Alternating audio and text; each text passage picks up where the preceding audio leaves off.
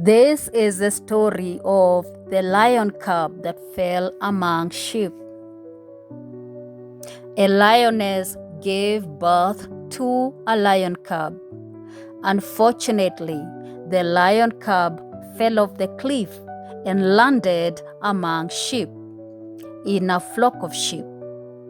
This lion cub would eat grass like all sheep do. This lion cub would bleat, bleat, bleat like all sheep do. But one fine day, a big lion came over to the flock of sheep, and all the sheep fled and scattered in different directions out of great fear. But the lion cub did not run away. Instead, he pleaded with the big lion and said, "Please, please, please, do not eat me up. Please, please, please, do not hurt me."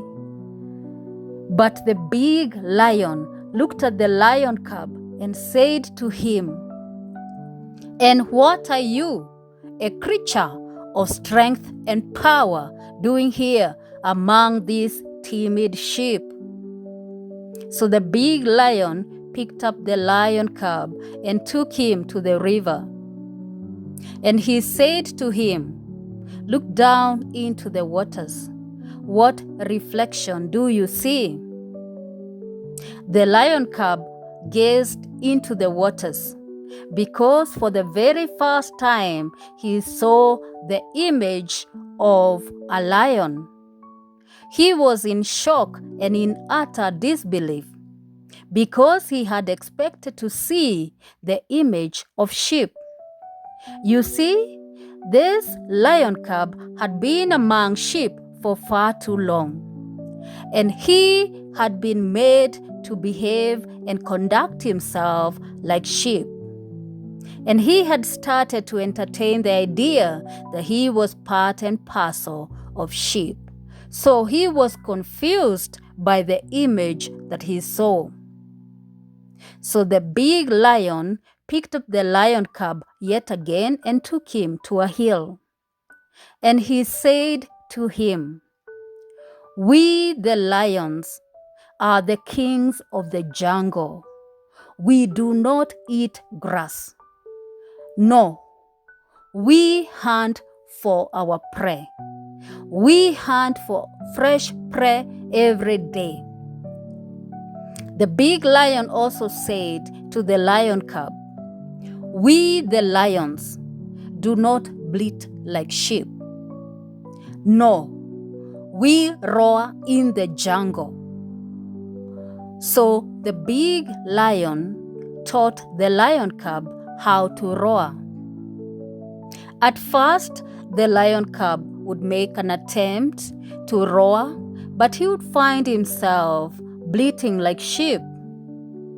The big lion also taught the lion cub how to hunt for prey.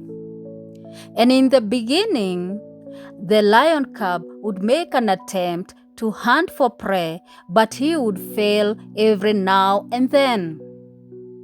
So the big lion took his time to teach and train the lion cub. So day after day, week after week, month after month, and year after year, the lion cub continued to train under the big lion. And with time, he started to make progress. It was a tough and a rigorous process, one that almost made the lion cub to give up and despair. But the lion cub refused to give up. About the big lion, his patience was tried and tested on a day-to-day basis. But he refused to give up on the lion cub. After many days of training, one fine day, the lion cub roared in the jungle. It was a big, big roar. one that caused the jungle to echo back his roar. Oh, how glad the lion cub was when he finally managed to roar in the jungle like all lions do. He was so pleased with himself. He was so glad. He was so happy with the outcome of the process. By this time, the lion cub had also learned how to hunt for his prey. So from that day henceforth, the lion cub lived in the jungle as a king of the jungle, roaring in the jungle and hunting for his prey. You see, it would have been tragic if this lion cub, who was born as a lion, had lived among sheep and been made to believe and act like sheep. If he had died without ever knowing his true identity and unlocking his potential. It would have been tragic if this lion cub had given up on the training process and failed to become the king of the jungle. But it was a happy ending at the end for this lion cub. As for the timid sheep, they did not live long, because once they were all grown up, people sheared them to get their wool. And soon after that, the sheep were sold off to the butcher for meat purposes.